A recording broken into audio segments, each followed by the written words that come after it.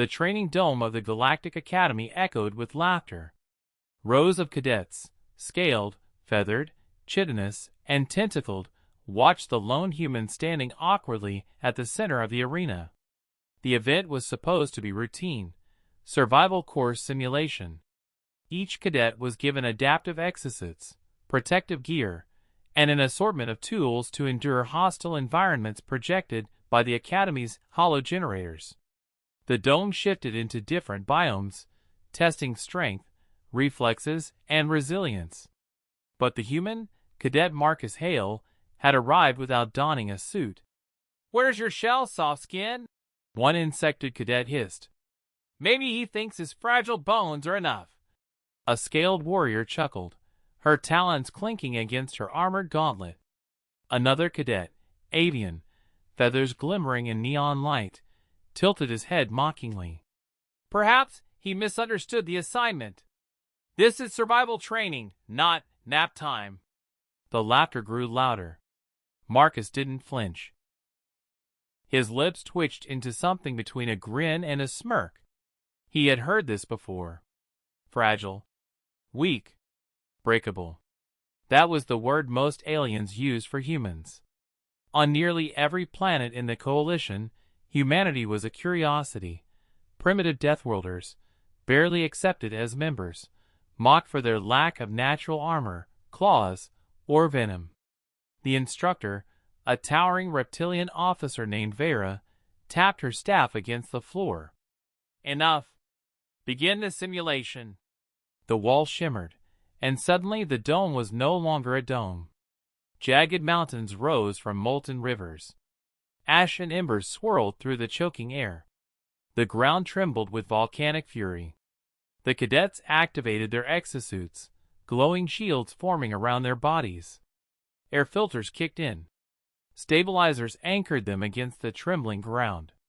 Each species moved with calculated precision, relying on gear optimized for their physiology.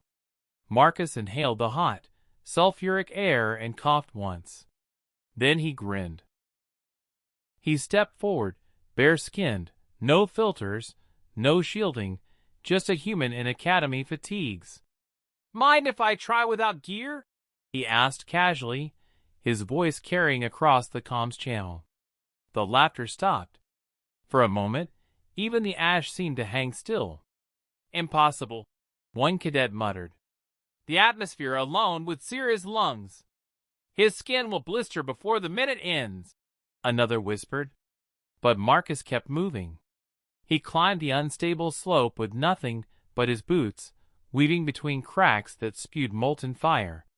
His body leaned with the rhythm of the trembling ground, balancing as if he had done this before. Every step was deliberate, his awareness sharp. The reptilian instructor narrowed her eyes.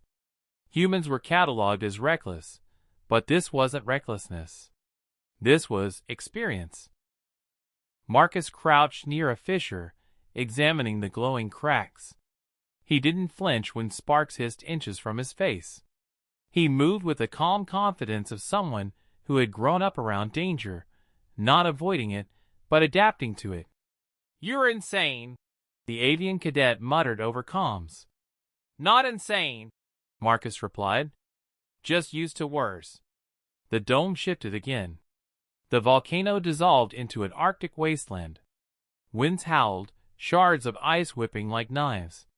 Cadets tightened thermal regulators, their exosuits glowing brighter against the storm. Marcus only pulled his sleeves down. His skin flushed red from the cold, but he trudged forward, eyes sharp, gaze steady. "Where I'm from," he said, almost conversationally, "people cross frozen lakes for fun. We call it skating."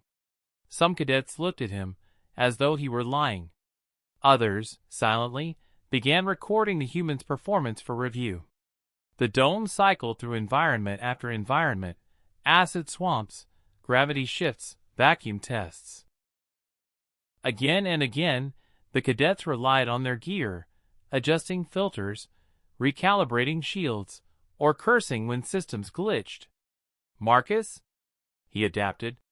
He ducked low in crushing gravity, moved swiftly under crushing winds, held his breath longer than most aliens thought possible.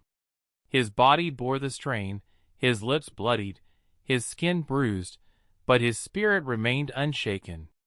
By the time the simulation ended, silence filled the dome. The human stood at the center, hands on his knees, breathing hard but steady. His academy fatigues were torn, his knuckles scraped raw, but he was standing. The other cadets looked at him not with mockery, but with something else. Respect and fear. Marcus straightened and looked around, eyes meeting theirs one by one.